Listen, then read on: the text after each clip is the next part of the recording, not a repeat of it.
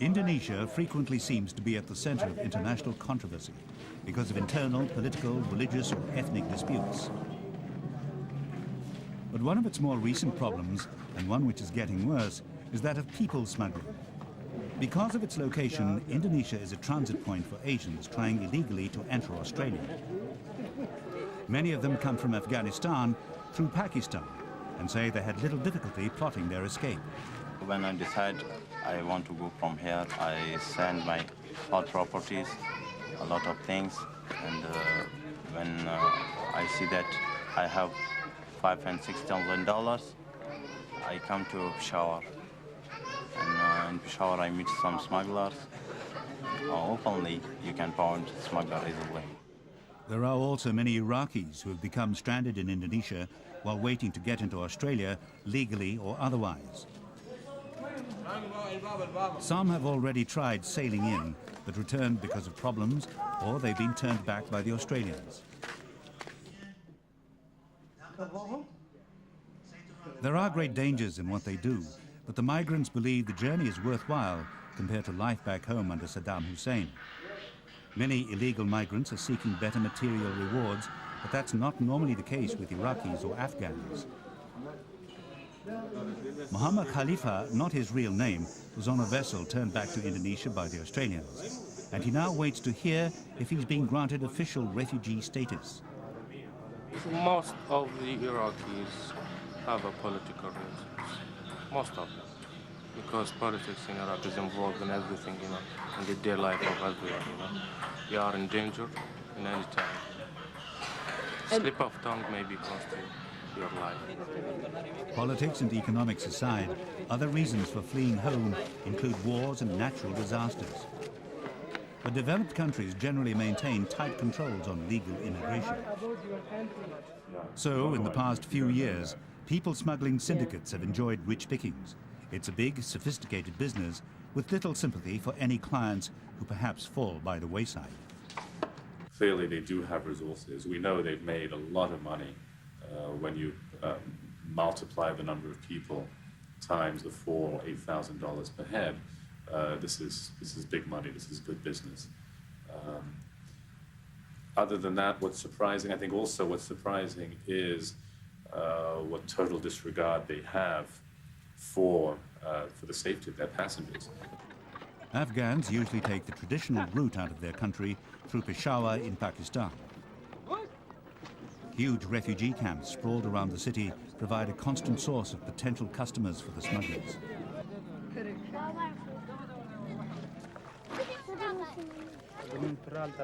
The camps expanded rapidly after the Taliban took power in Afghanistan.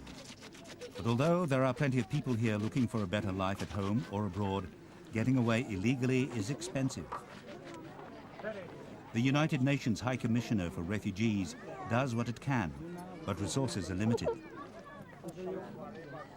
The smugglers form part of a huge international operation, as a Pakistani former smuggler who declined to be identified testifies. It is a big mafia worldwide. It is not in Pakistan. Pakistani agents are very small agents, When they take these people to other countries, then they hand over these people to the agent, to the local agent. And then the local agents and the local authorities operate, and they take them to the proper station. Australia has recently been criticised for turning back boatloads of illegal migrants and locking up those who have landed on its shores.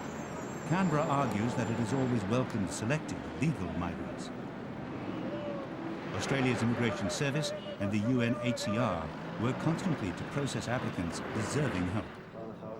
But for those applying, trying to navigate the legal channels can be a long and arduous process. Faraidoon Naeem fled Afghanistan 3 years ago and runs a modest video production company in Peshawar, but he wants to move on. We introduced ourselves at the UNHCR office. After 6 months, they sent a letter saying, you should wait for your chance.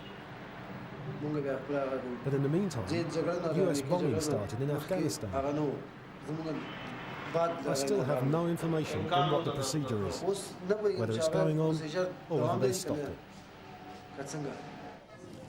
Jalan Jaksa or Jaksa Street in the Indonesian capital Jakarta has become known as Little Afghanistan. International aid organizations house hundreds of migrants, mostly Afghans or Iraqis, in the area's modest hotels.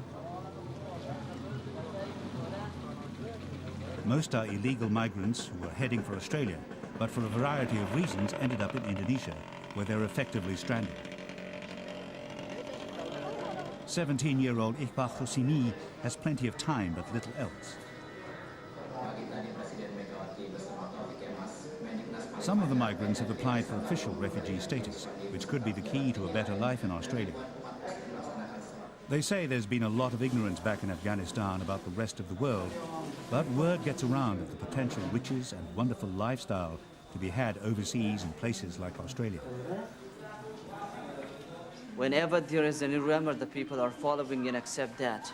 And since there was a rumor among the people, yeah, Australia is a very good government. The people are very nice and friendly.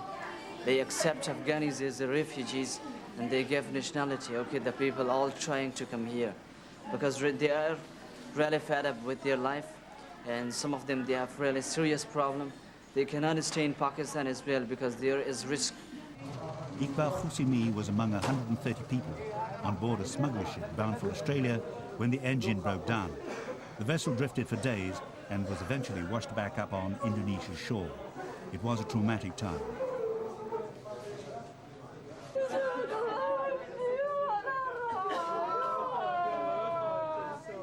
In one incident last year, an estimated 350 illegal migrants died when their ship sank just hours after leaving an Indonesian port. Those who survive are angry as well as sad, criticizing richer countries and international organizations for not doing more to help them. What was happened here? My family died. My family and my friends, all my friends. I see to this seaside, all these deep in the water. Indonesia recently hosted an international conference on people smuggling. Australia played a leading role and took the chance to improve relations with Jakarta after differences over migration, East Timor and human rights. The Australians pointed out that they already have plenty of problems with illegal migrants and can't be expected to deal alone with what is, after all, a global issue. We do want to take people into Australia every year, but we can't take everybody. If we were not to take a strong stand against people smuggling, then obviously Australia would be increasingly targeted by people smugglers, and the number of illegal migrants over and above our legal migration program and refugee programs our estimation is it would grow very substantially.